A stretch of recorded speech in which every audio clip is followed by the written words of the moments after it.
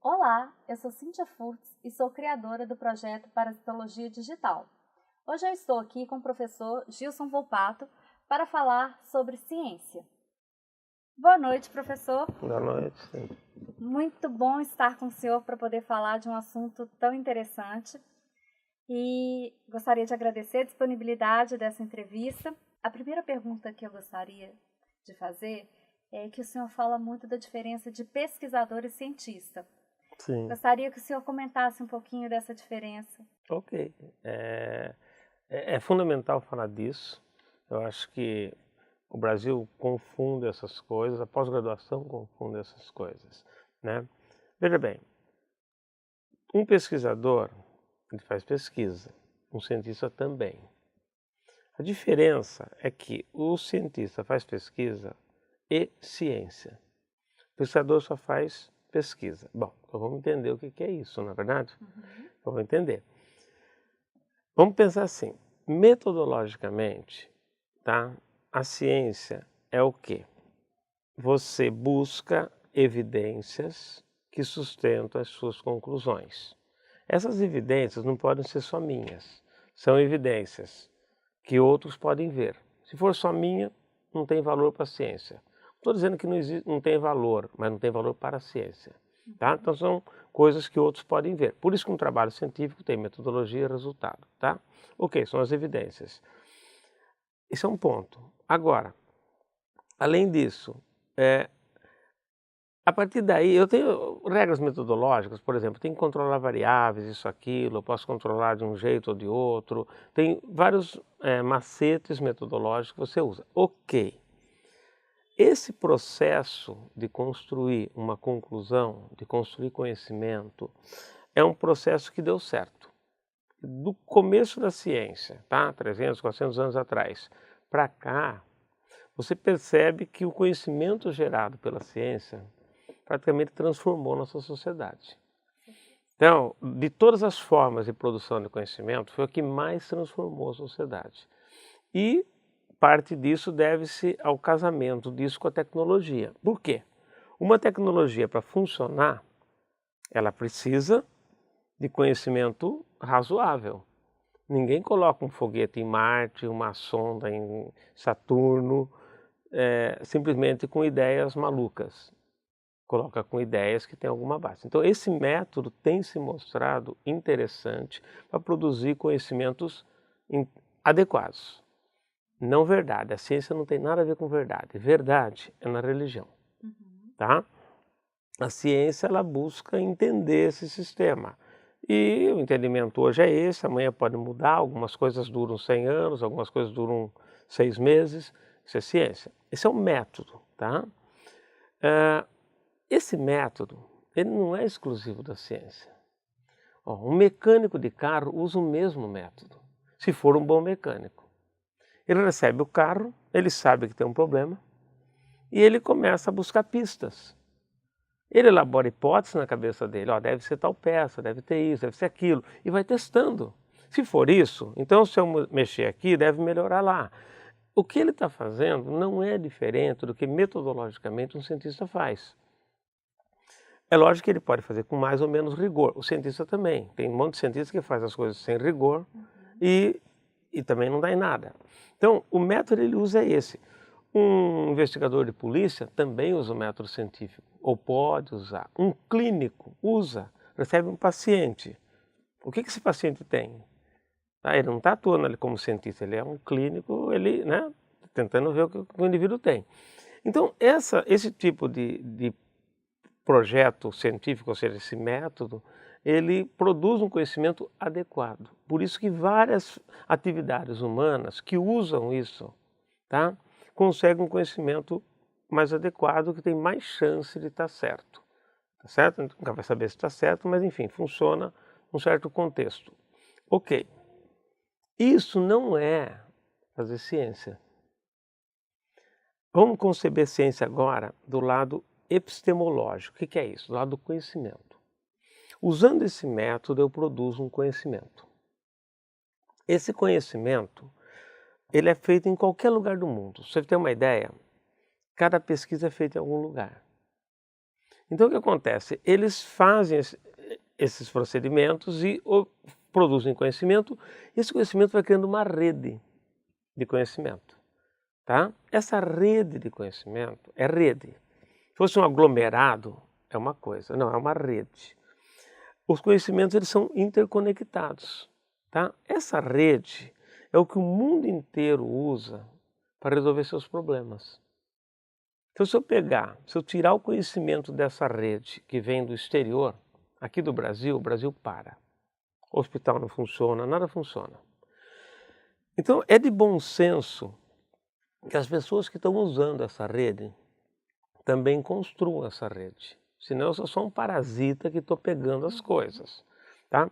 Então, veja, o cientista, ele faz uma pesquisa local.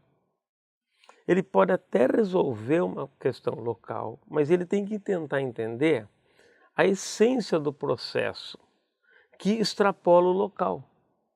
E isso vai para a rede. O que eu acho muito interessante quando o senhor fala de quando publicar um trabalho, não colocar a localização, porque o conhecimento não pode ser só daquele local, senão não tem valor. Isso. É muito interessante. Se eu fizer uma pesquisa científica, no sentido de metodologia, e provar que essa empresa está poluindo esse rio, ok, ela está poluindo esse rio, mas isso não faz ciência. Agora, se eu entender a estrutura teórica daquela empresa, né, relacionar com outras empresas de outros lugares que têm a mesma estrutura, todo o contexto, eu vejo que tem especificidade de local, mas eu consigo estabelecer algumas ligações gerais, eu construo um conhecimento mais geral. Então, a partir do local, eu construo um conhecimento geral que vai ser usado em outros locais com a devida especificidade. Por exemplo, um médico, quando recebe um paciente, aquele paciente é específico.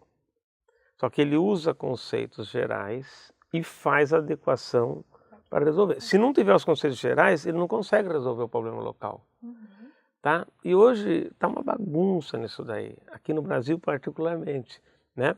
Então veja, o cientista faz essa construção maior, o pesquisador ele resolve problemas específicos, tá?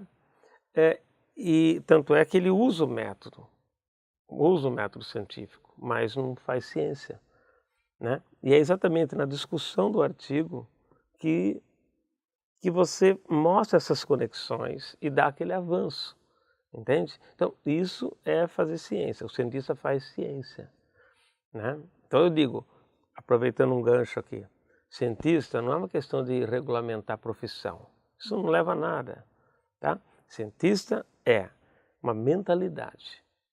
O indivíduo ele tem a mentalidade de fazer ciência, ele faz ciência de pequenas coisas. Tem pesquisa que o indivíduo fez no departamento dele, com os alunos de graduação que estavam ali e publicou na Science. Tá? Por quê? Porque tinha cabeça de cientista. E aproveitando o gancho, né, de falar de publicação, publicação é uma obrigação. Né? O que o senhor pode acrescentar com isso? Nos cursos que eu dou, a gente vê que as pessoas estão lá querendo marcar ponto para CAPES, fazer tudo. Eu falo, gente, não é por aí. O cientista publica por quê? Tá? Imagina um cientista, na época que não existia nem revista científica. O que ele fazia? Ele tinha curiosidade. Aí ele achava a questão interessante e ia tentar resolver. Era desafiante intelectualmente, ele ia tentar resolver.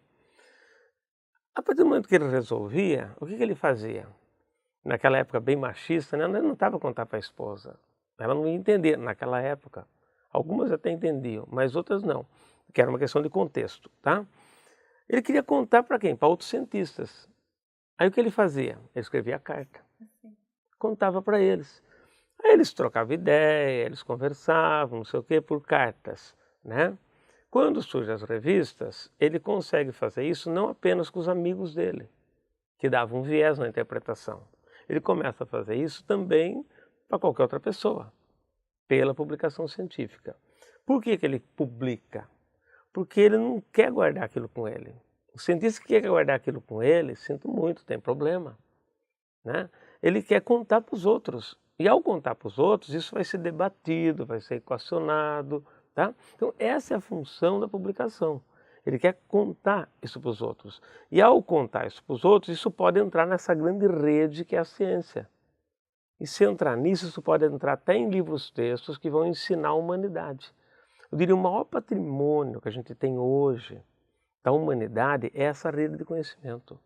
Não é nenhuma outra coisa. Essa rede de conhecimento é o maior patrimônio que a humanidade tem hoje. Né? Tem que saber usar. E só entra nessa rede se publicar. Então eu digo, o trabalho não termina com a publicação, mas ela é necessária. Ele termina a hora que, depois de publicado, vai para essa rede. E para entrar nessa rede tem que ter a aceitação dos outros cientistas.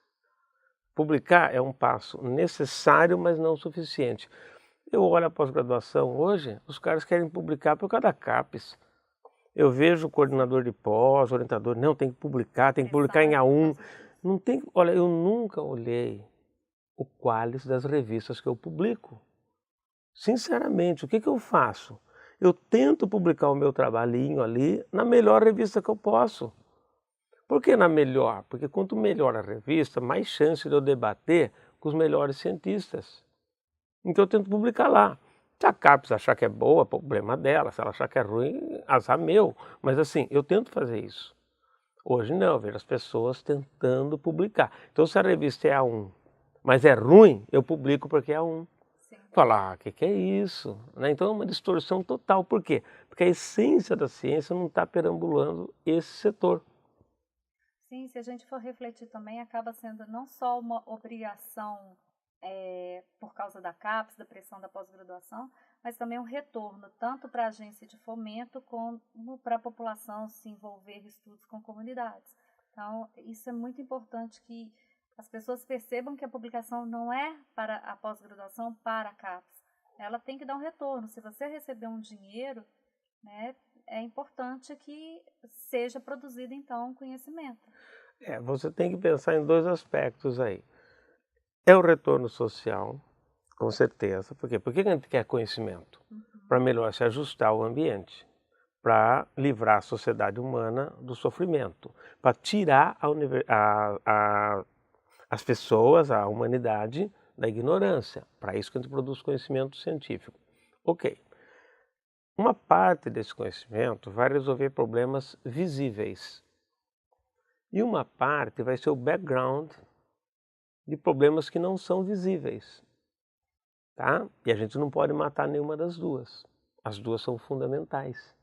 Então perceba que nós temos hoje uma tendência muito grande de achar que o conhecimento que resolve o problema imediato é o melhor. Não.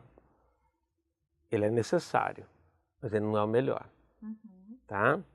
Você vê políticas do Estado, por exemplo, né, tentando excluir agora a história e filosofia do currículo. Gente, estão matando o país. Tá? Então, assim, nós temos que saber que tem pesquisas que têm finalidades aplicadas. No livro dos projetos, eu coloco lá o imediatismo científico, que é o quê? Tem que ter um retorno agora. Não, eu publico porque eu vou gerar conhecimento. Uma boa parte disso, óbvio que vai resolver problemas imediatos. A administração científica do país deve zelar por isso. Mas tem conhecimento que talvez ele seja a base de uma solução de problema daqui 20, 30, 40, 50 anos. Veja a internet. Ela não começou planejada. Se não tivesse aqueles conhecimentos lá de trás, né, não teria internet hoje. O raio laser, na década de 60, quando ele foi descoberto não, quando ele foi produzido, né, os pesquisadores da equipe, um deles falou assim, ok, resolvemos um problema. Não, temos uma solução, só não sabemos para qual problema. Você entendeu? Então, ao invés de fazer a pesquisa para resolver um problema, não, eles encontramos uma solução, mas para que serve? E aí, hoje a gente sabe para que serve o raio laser. Tem hospitais que, se você tirar o raio laser de lá, vários sistemas param de funcionar. Mas se não tivesse um louco lá atrás querendo fazer isso, talvez não tivesse esse avanço. Então, historicamente, é besteira querer debater ciência aplicada e ciência básica. É besteira. Se não tiver a básica, não tem aplicada, e uma está relacionada com a outra, às vezes surge aplicada. Ok. Então nós publicamos por quê? Porque nós temos que construir esse conhecimento. Tá? Qual o retorno social? Uma rede de conhecimento mais sólida e soluções para os problemas que tem. Tem que publicar, é o retorno, tá? É a resposta que a gente dá. No Brasil, a ciência é financiada pelo dinheiro público, na maioria das vezes. Mas em outros países não é assim. Em alguns outros países não é assim, né? Então esse retorno existe normalmente. Tem que ter uma conversa aí, mas fundamentalmente é essa a participação da ciência na sociedade, como produção de conhecimento. Ok, professor, eu agradeço. Se você gostou desse vídeo, se inscreva aqui no canal e também marque o sininho para receber notificações. Esse é um vídeo da série Quebrando Mitos na Redação Científica. Então, se gostou, deixe um joinha e se não gostou, deixe aí sua sugestão, comentário para a gente poder interagir. Um grande abraço e até o próximo vídeo.